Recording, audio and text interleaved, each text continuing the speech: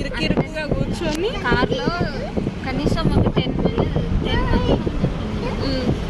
శిల్పారం వెళ్తున్నాం ఎంజాయ్ చేయడానికి. మళ్ళీ రెండోసారి చూడడానికి ఇంకా పోతున్నాం. చాలా సార్లు చూసాం కానీ ఎక్కువ కాలేదు. మాట్లాడండి. సెకండ్ మీరు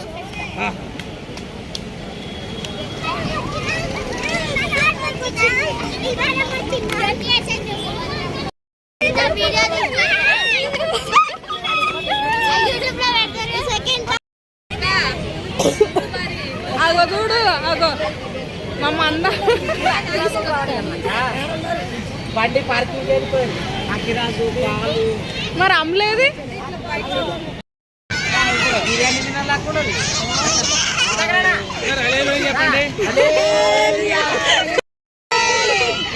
ఆంటీ మళ్ళీ మహారాజుకి లోకరక్షకుడైన యేసు మహారాజుకి